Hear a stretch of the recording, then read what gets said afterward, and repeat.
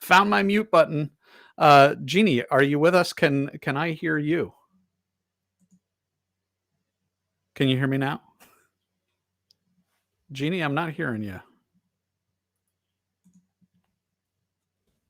Aaron, can you hear me? Yeah, now I gotcha. But I can't hear you. You can't hear me. So that I think the folks at home can hear me because I'm seeing my microphone is active. Hey folks, if there's anybody out there who can hear me, just drop a quick chat, quick something in the chat because we're having some technical difficulties. Uh, so, Jeannie, check your volume. Check your volume and headphones. So, folks, this was working a moment ago. So sorry for the difficulties. But we are here to talk about 8 ways that you can build trust with your team so that you can avoid the Great Recession, the Great Resignation. You can see I'm a little bit distracted by the technical difficulties, and Jeannie, you still can't hear me. I can't hear you, but I know you can hear me. Oh boy. Everything's on. All right, folks. Well, Love the technology. I'm sorry we're having this challenge because I'm if Jeannie dropping and I stuff. can't hear each other, this is going to be really hard. Um, Jeannie, go to your audio settings.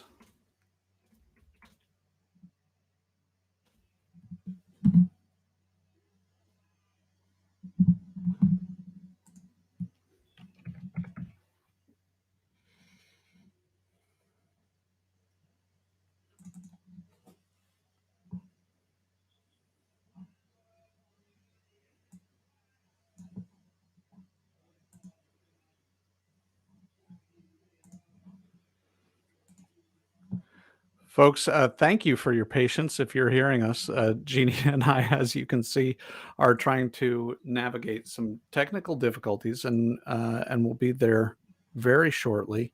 Can you hear me, folks?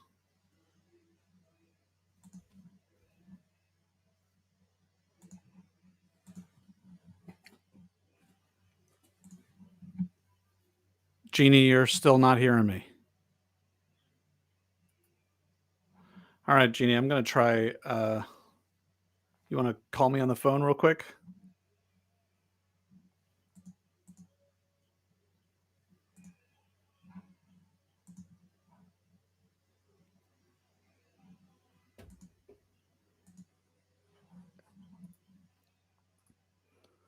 Adrian, thank you. Judd, thank you. Everybody can hear us both, Jeannie. They are hearing us. The wonders of technology.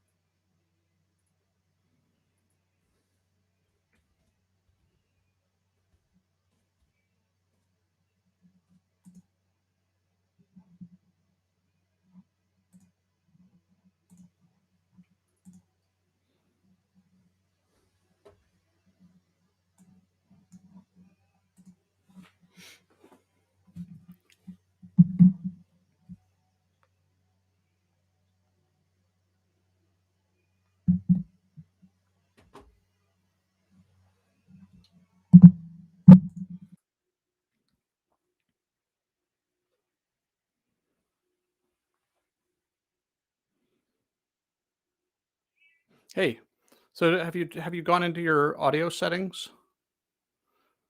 Audio output, what does it say under audio output? Okay, you've tried them all, and your volume is up? Alright, the best thing that I can recommend is that you log out, of this call and log in again. Like, close the window and try we'll try one more time.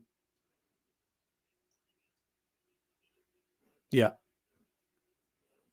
Alright, bye.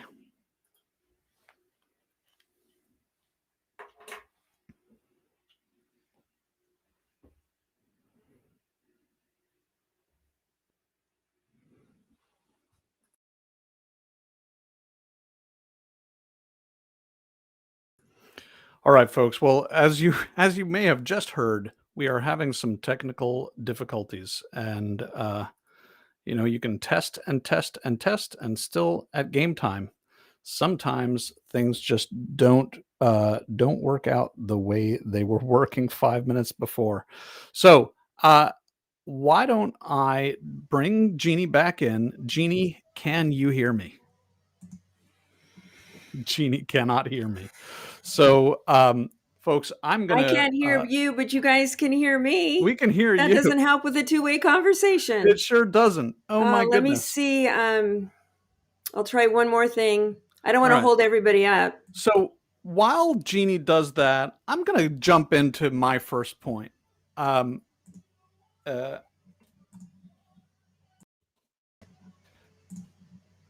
and give me just a moment to let Jeannie know that. Okay, so folks, the first thing that I wanted to share, something that you can do now, something that you can start doing this week. This week that's coming up, it's Friday today. Have weekly one-on-ones with your team. And I know you've heard about one-on-ones, you've heard about them, maybe you're even having them. So I want to enforce or reinforce the importance of one-on-one conversations, one-on-one meetings with every single person who reports to you. Uh, they should be calendared, not catch as catch can, calendared, because they show your direct report that this conversation, this opportunity for the two of you to get together is sacred. And because it's sacred, uh, that communicates to them the importance that you place on them. And when you tell somebody with your actions that they are important, then that breeds their trust. And these meetings, by the way, one-on-one meetings, when they are at their best, are about relationships. They're not about any of the specifics of your work life. They are about the relationship that you have with that direct. And so if you're having these weekly, calendared, sacred, that don't easily get rescheduled and never get canceled, if you're having these meetings weekly, then you're communicating this level of value and you're making it about the relationship. And so when you make it about the relationship, you are also building this sense of trust and building a relationship. So if somebody is considering being a part of this great resignation, they're considering resigning, then there's not just the cost of leaving this job, there's also the cost of leaving this intimate relationship with you that they have been building. And so that makes it that much more difficult for them to decide that this job is not something that they want to hang on to, because this job is not just the things that they do and the people that they work with. It's also this tremendous leader that they are working with. So 30 minutes every week, calendared, sacred time that is about the relationship. And the last piece that I'll add to this is your direct report goes first in these meetings. So your direct goes first. That is point number one that I wanted to make for you. This is we promised 8 strategies, or eight tactics, 8 things you can do to build trust and avoid the great resignation. So there you go. Jeannie has asked to be added, so hopefully she can hear us. Um, Adrian Chenault says one-on-ones are key. Uh, The other thing is that you have to have them, you need to honor them even when you're busy as a boss. And so, one objection that you have, I'm sure, is I don't have time. I don't have time for these one on ones. Well, either you've got too many direct reports. And by the way, if you've got more than six or maximum eight, your effectiveness as a manager starts to plummet after eight, even if you are a great manager. Or you don't understand how much time conducting these one on ones is going to buy back for you. Jeannie, can you hear me? Jeannie still cannot hear. So, uh, even if I swap spots with Jeannie, I bet she still can't hear me. So, Adrian says, if you want triage help with audio on the side, give me a call. That's very generous, Adrian. I'm going to show that comment so that Jeannie can grab your phone number. Um, so that is tactic number one for building trust with your team so that you can dodge the great resignation, have these one-on-ones and have them in the way that we are describing here. And thank you, Adrian, for chiming in and for your kind offer of support. Number two, running performance reviews and I don't mean running performance reviews. I mean performance reviews that are running, that are ongoing, because one of the great stressors to people in their jobs is not knowing how they're doing. I was just speaking this morning with a chair, a Vistage chair, who runs a group, a Vistage group. If you're not familiar with that, it's a CEO's peer group, and she says people need to know what their job is. They need to know on a regular basis, on an ongoing basis, what is expected of them, and they need to know how they are doing. And so often in our companies, there's an annual review process, and that is the only time that people are given any kind of real intimate assessment of their performance and how their boss feels about their performance. I can tell you that many times in my career, many times in my career, I have only ever gotten input on how I'm doing in any kind of global sense, except rather than just like, how did you do on this task? How am I feeling about you as an employee? I only got that once a year. And it creates a tremendous amount of stress and anxiety for people. And so, if you want to hang on to your people, then better than the ambiguity, better than the mystery, even is, hey, you're not meeting my expectations, and here's the gap that you need to close. That level of real time feedback is so important. Otherwise, it's like trying to drive down the freeway with your eyes closed. If the target is that my boss is happy with my performance, then it's hard to know whether your boss is overall happy with your performance unless your boss is telling you.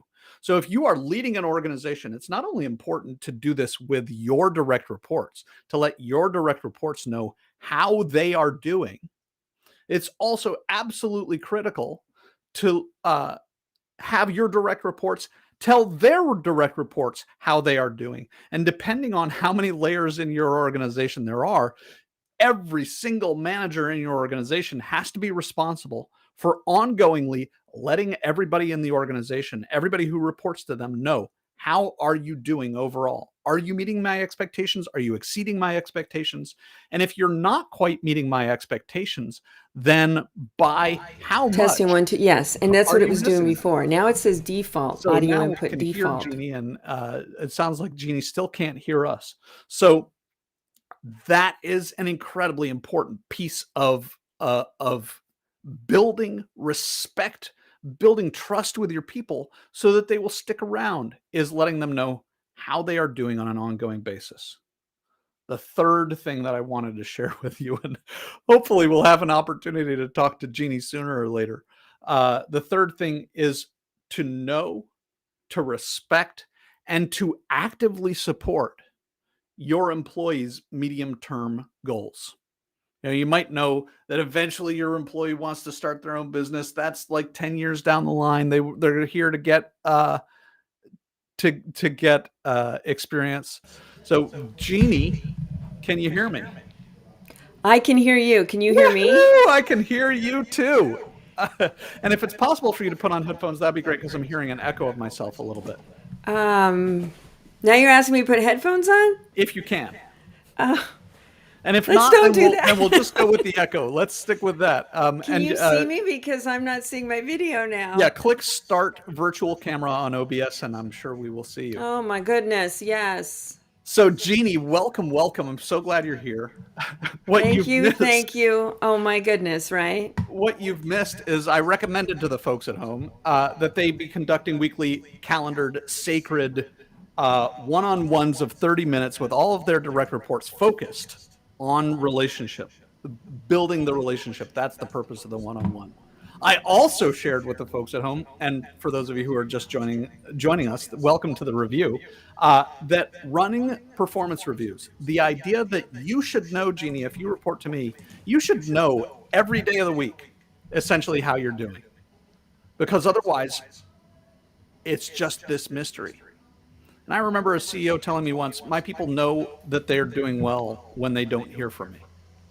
Oh, And that is a recipe for resentment and stress. Aaron, you've heard me say how many times? Communicate, communicate, communicate. You cannot communicate enough, right? That's right. Yeah. And I've always told my leaders for the last 30 years, if you don't tell them what's going on, they create it. And nine and a half out of 10 times, it's not what you had. It's 10 times worse than what you really could have communicated to them. Yeah, They we go have to we the have a dark side. negativity bias, right? Oh Every my single one of God, us yes. has Yes. what neuroscientists call a negativity bias. And so every time you look at the floor, if you're not sharing what's actually in your mind, the fact that you looked on the floor means you're terribly disappointed in me. Not that you noticed that your shoe's untied. It means that you're terribly disappointed in me. Right? They do. They definitely go to the dark side and the negative. So communicate, have meetings, have scheduled one-on-ones with them at a regular time each week so they can plan for it. Yes. What I've worked with my leaders, and when they say, well, it doesn't make sense. I don't have time for all these meetings. The reality is you have more time when you have a scheduled event, even if it's 30 minutes or just 40 minutes one-on-one with each staff member, because they save all those times where they come in, hey, do you have a minute? Do you have a minute? Do you have a minute? They save it up for their weekly appointment. So you actually end up having more time on your calendar. So much yes. So much yes. I want to take a moment and just say thank you, Adrian Chanel. You are a gem. Oh my God, I can't thank you enough. What a kind soul. Thank you. CEO of Contact Mapping. He helps you Google your brain in terms of all the relationships that we're all trying to keep sorted. Contact Mapping is a very cool app that I use. So I love it. thank you, you, Adrian.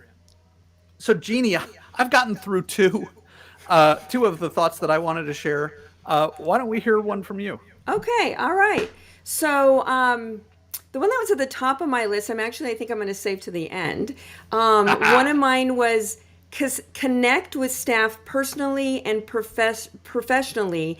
Get to know the whole person. And you had touched on that, like making the connection, working with them, getting to know them. And it's so important. It's not just about the job these days. And the reason that people are, signing up for this great resignation left and right. I mean, every day I'm seeing posts of people saying, hey, today's my last day after 15 years at this organization, and it's bittersweet, but it's time for me to go. I'm seeing it more so than ever before. And the reason is they don't feel a sense of belonging. They don't feel they're connected. And it's more than just, hey, what's on your to-do list for work? It's who are you as a human? Like Aaron, when you and I talk, we start out with, hey, what's going on? How's your week? And it's not about what do we have going on in our business. It's about who we are as a person. And I think that's really important for people to get to know their staff members, the whole person. And it only works when trust is established, because they're not going to tell you. And they're not going to tell you until they trust you about what's going on.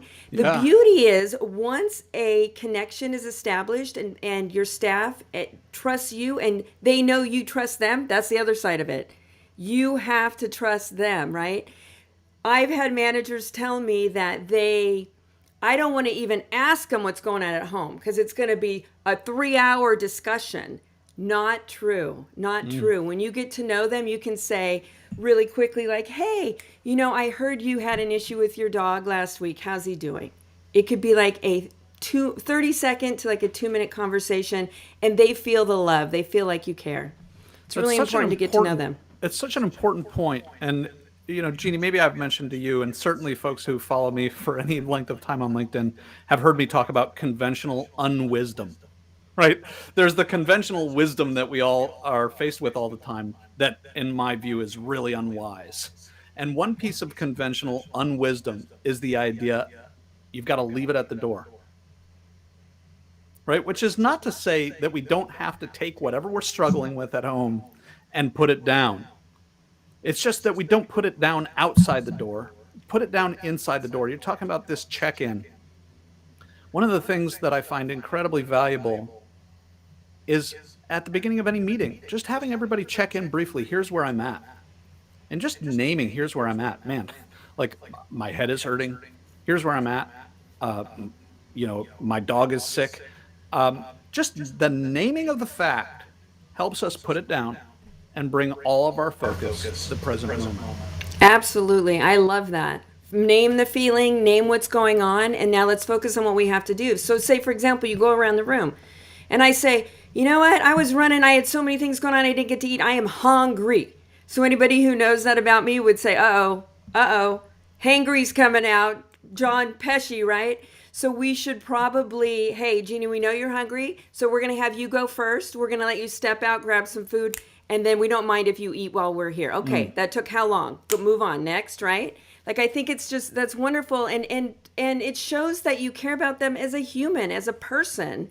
And we all have things going on. We often skip meals sometimes. I think this is especially important now, and I use now in a broader sense. I remember one of my clients calling me at one point because they had to lay off a number of people, right? They riffed 30% of their organization.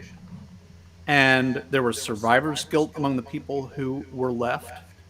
And we don't go to church.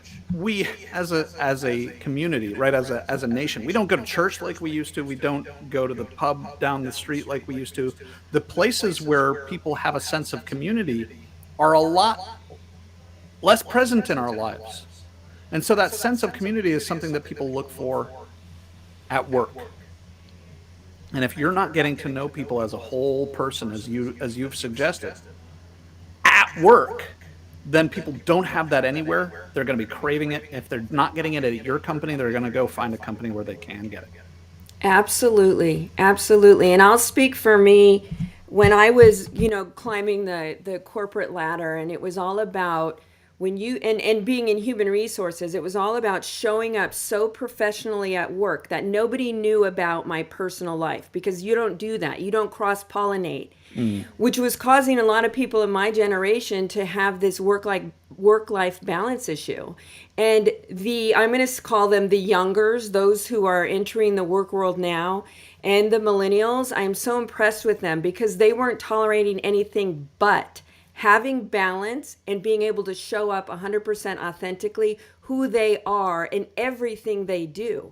So a lot of us, I'll speak for my age group, we didn't do that. We would put our work hat on when we pulled up in the parking lot, go up the elevator, and at the end of the day, we'd rip that off and go be ourselves at the pub, like you were saying, right? And so now it's all or nothing. And if you don't offer that opportunity for those people to feel fully comfortable and in an environment where they can show up authentically and have a sense of belonging, they're out. And they do. They're not even giving notice. I'm hearing they're not even giving like a 2 weeks notice. They're just like, bye, I'm done. And sometimes they tell you, right? Maybe you've heard about the people who have just ghosted their roles, right? Yeah. If people are simply disappearing from your organization, The temptation is going to be to say, kids these days, it's you. You have not created a relationship in which they feel any sense of obligation or even Right. desire to share, right? That really is about trust. Yep. Yep. And that brings me to what my next one was: build accountability and encourage vulnerability, Mm, right? So have that environment where everyone feels that they can share themselves. But you can only do that as a leader if you show up that way. So if you show up and share your whole self, then they feel more comfortable and they trust you to be able to do that too. And that's probably, this is it. I mean, we have 8 different ways, but if you're not connecting with your staff, they're going to go find someone else who will. that's It's any relationship, personal relationship or work relationship, they have to feel it. Yeah, what's the rule? The rule of vulnerability, right? If you want your team to be vulnerable, you go first.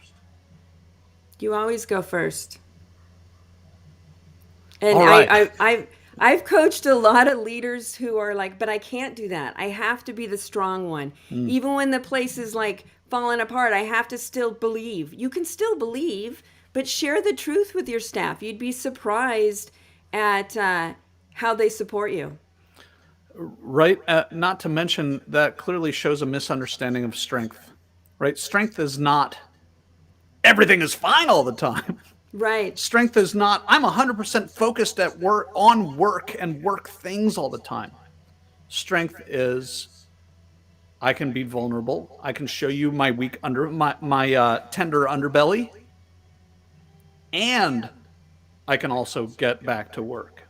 I can tell you about what's going wrong, and I can focus on a better future. Absolutely. All right. Then why don't I go to number 3 and then on my list, and you can share number 3 after that. All right. And this is really right in keeping with a lot of what you've shared, Jeannie. Know, respect, and actively support your employees' medium term goals. It's one thing to know that your employee is interested in owning their own company 10 years down the line. It's another thing, they want to be the CEO of a company 10 years down the line. What do they want to accomplish by the end of the year? Where do they want to be in 2 years or 3 years? Helping them reach their goals, giving them assignments that are going to help them grow toward where they want to be, not tomorrow, not next week, but in the medium term. That's going to build a really strong relationship and build tremendous trust, right? I mean, what's trust but the belief that you've got my interests at heart? Absolutely. You got my back, right? Hewlett Packard, it used to be, and I think I have it here on my bookshelf. It's a book called The HP Way. And in there it's a whole chapter on let me help you or help me help you. And if you're that's I'm saving my last one for the end. It's about asking staff what they need from you. Ask them and then sit back and listen. So, what kind of things are going? I mean, I'm imagining some of the objections that you and I have probably both heard to that, right? What do you say to people who say, "Well, if I ask my team what they want from me, how is that not going to give me an exhaustive laundry list of stuff that they want me to do that they should be doing?" So if we're empowering our staff and you hired them because you know they are experienced professionals who know how to get the job done, empower them to do that and sit back. Now you're pushing me into my last one. I'm going to just go ahead and say it and we'll just go down the list and make sure everybody has it. You have to lead as a high integrity coach and be empathetic to these individuals. You have to show up this day and age as a coach. So that's it. How can I help me help you be fulfill whatever goal you have? So what is it that you need from me? Mm. And I've always said A leader creates the process, ideally co-creates it with their staff. Like, how do you think we're going to get there? I have a goal in mind, but it doesn't have to be my way just because I did it already, 3 decades in a row. That is not necessarily the answer, but I have a vision of what it looks like. Let me paint this vision for you. Let's co-create the process. And the leader sits back and pokes a hole in it, peers in, how's it going in this process, and where can I help? So they ask, what do you want to do differently? How do you want to get better at that? And what do you need from me to get there? Coach them through the processes. Speaking of coaching, one of the things that I share with leaders when they object in that, when they say, I don't want a laundry list of the things that they should be doing that now they're asking me to do, is you're asking, what can I do for you? You're not making a commitment. I'm going to do everything that you ask. Right. So if they say, "Hey, I need you to do this," or "I need this day off," or whatever, that is an opportunity for coaching potentially, right? It might be an opportunity to say yes. It might be an opportunity to help them understand the bigger picture. And if you resist asking that question because you don't want to hear the answer, that doesn't prevent the truth of the things that they are struggling with. Right. It just means that you're clueless. And you can't be what an ostrich puts their head in the sand. It still exists. The problem is still there. And like I said, it's going to get worse. They're going to create more negativity if you don't communicate. So absolutely. And a true coach knows that the answers are within the individual. So it's just prying, or I shouldn't use the word prying, but asking questions that generate conversation, two-way communication, where you're co-creating and you're getting to know the person's style. You're getting to know what ticks them off and how they tick, right? I think I'm supposed to say it the other way around.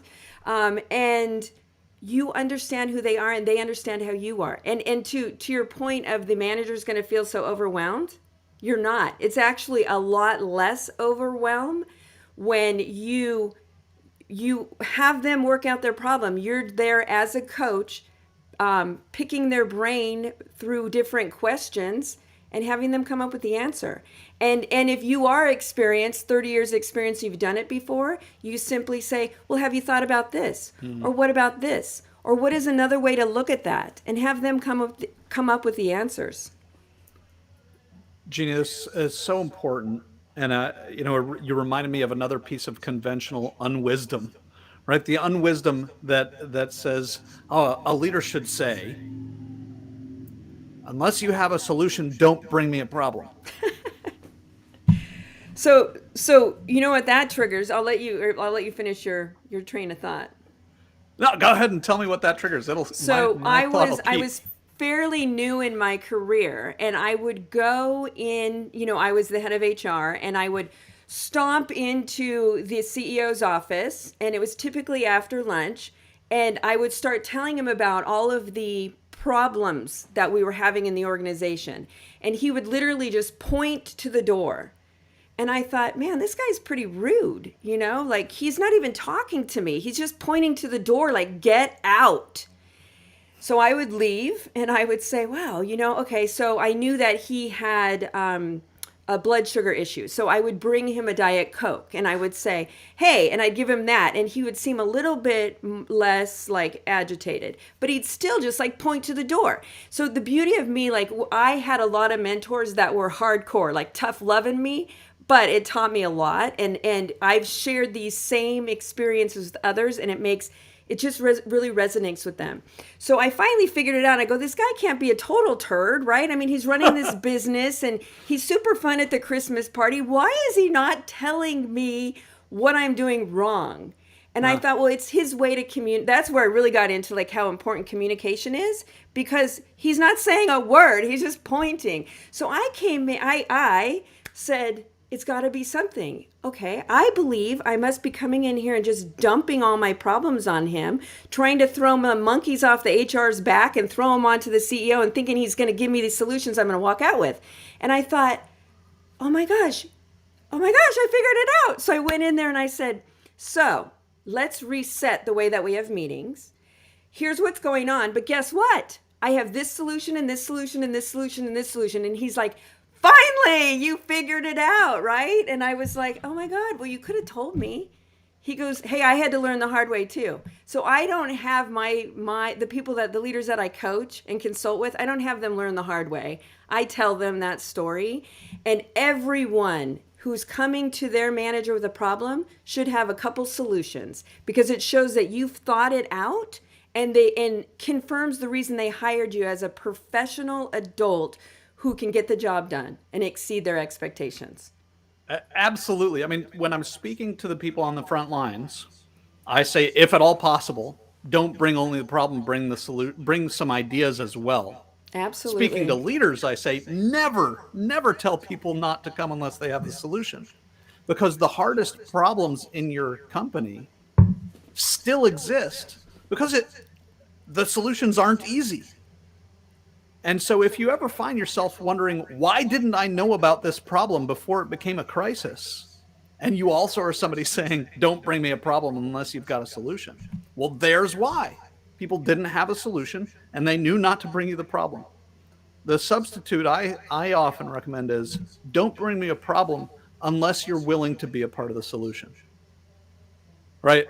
Then the coaching that you're suggesting, that's a great opportunity. Thank you for bringing this problem to my attention. What thoughts do you Absolutely. have?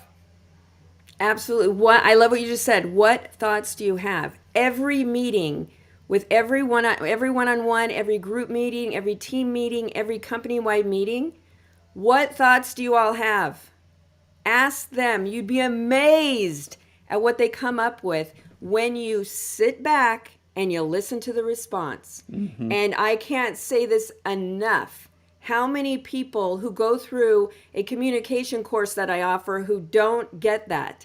They're listening to, how am I going to respond? How am I going to respond? And they're not hearing the message that's being said. Right. That's probably the biggest pet peeve, and the number one reason why employees don't trust their manager, because they Mm. don't even hear them. They don't even hear what they're saying. Right? Listen. You got two ears for a reason and one mouth. Zip it and listen. Zip it and listen. All Zip right. it and listen. So Jeannie, the fourth strategy, the fourth tactic that I have for the leaders watching and listening to us right now is to set policies that communicate trust, Yes, yes, yes. rather than and eradicate all of the policies that communicate mistrust.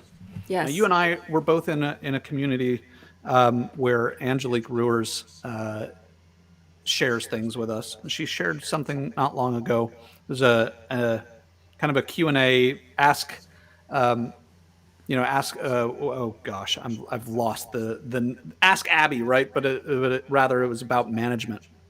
This manager was telling a story about one of her employees who went to her stepfather's funeral and took bereavement leave in order to do that, and was having trouble providing the necessary evidence to HR about the bereavement leave, right? They were looking for an obituary or a death certificate or something like that, right? And she had other things that she used, like the program from the frigging funeral home or something like that. And it became this ongoing point of, I won't even call it contention, because they both seemed fairly warm about it, right? But the manager and the direct report are both trying to figure out what will constitute evidence in such a way to satisfy HR. And this is just such a broken situation. And it's broken by the policy in the first place. If somebody says, my stepfather died, I'm going to the funeral, Say, my God, I'm so sorry to hear that.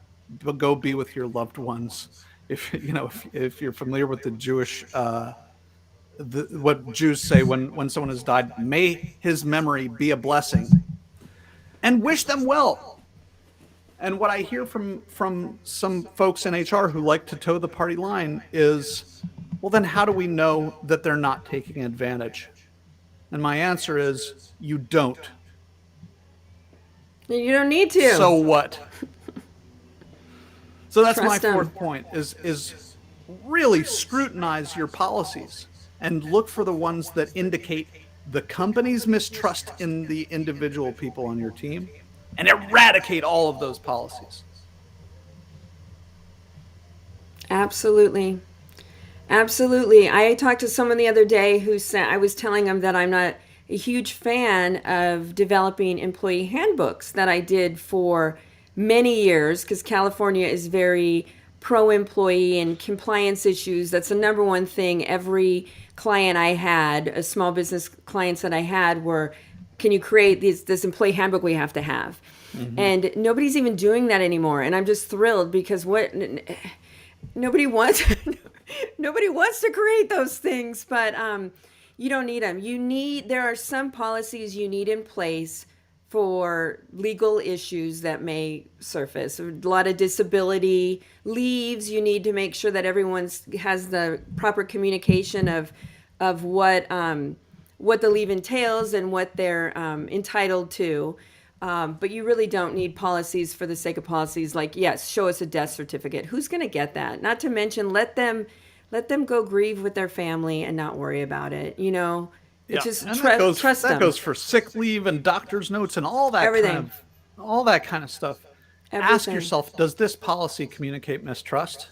And if so, get rid of it. Yes. Before we hear, Jeannie, your fourth point, I just want to say, if this conversation about HR policies is at all interesting to you, then on Tuesday, this coming Tuesday, the 9th, I will be hanging out with Angela Howard, and we will be talking about the various ways in which HR policies that you take off the shelf may very well be poisoning your culture. So that's a conversation you can look forward to, and that I would be eager to have you join.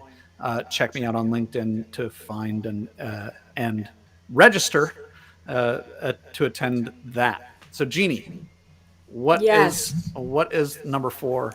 So I'm going to go through. Why don't you list your 4 real quick, and then I'm going to list my 3, and I'll touch on the 4. So we go over all 8. Go ahead and just list them out. My 4 were conduct weekly one-on-ones that are calendared, sacred, focused on the relationship rather than the business, and that are 30 minutes each with every single one of your direct reports. Require that all the way down for every manager in your organization.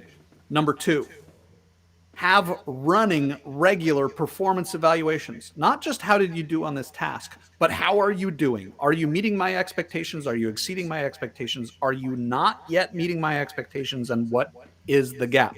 That actually, even telling people, here's the gap, you're not meeting my expectations, makes people feel more confident and more trust than an absence of information.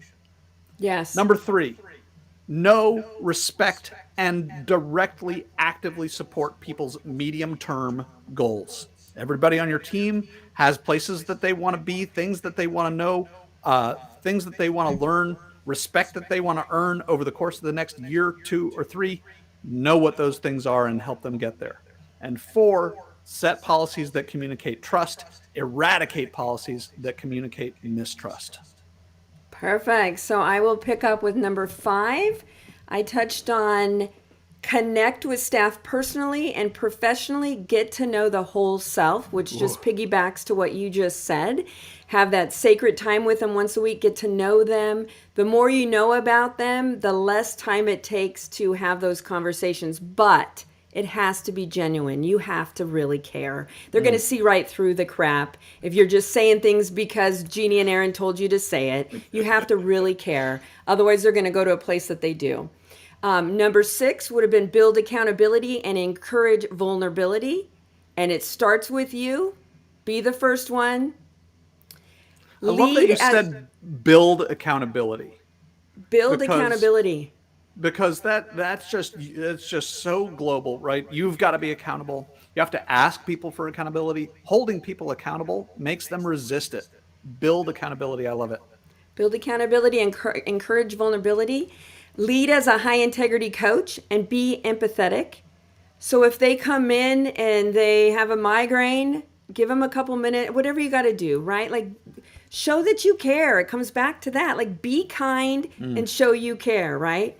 So that was number 5, 6, and 7. And number 8, treat everyone fairly and consistently. Ooh. This is huge. And this is what, for years, for decades, I would ask my CEOs, my executive team, why? Why are you doing that? Because that is now going to get us into legal trouble.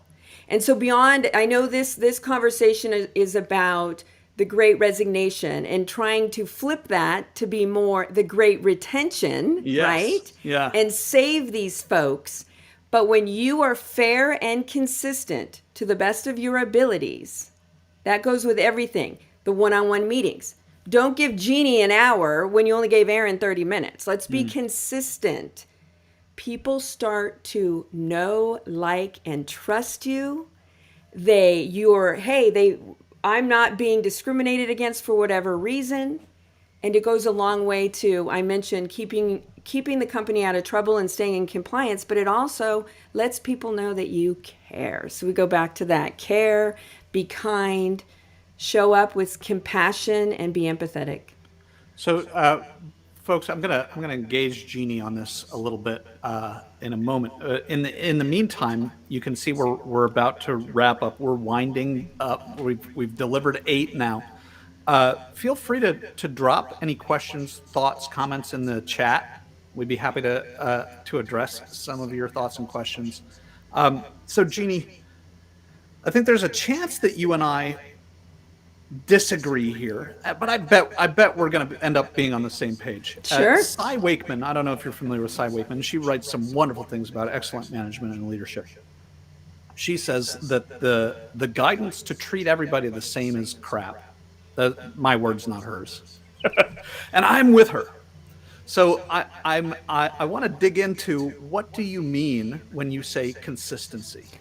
Fair and consistent, not the same. I didn't Yes. say treat them the same because Right. everybody is different. So, So- consistently. So, example, bonus programs. What works best in an organization is if it's fair across the board, or consistent across the board, or consistent across that level. However you want it, however you create your culture. If you want a culture in your organization where everyone feels that they add the same value, then maybe or they're contributing and they're rewarded at the same manner, then maybe you're same exact 20% across the board or whatever it is, right?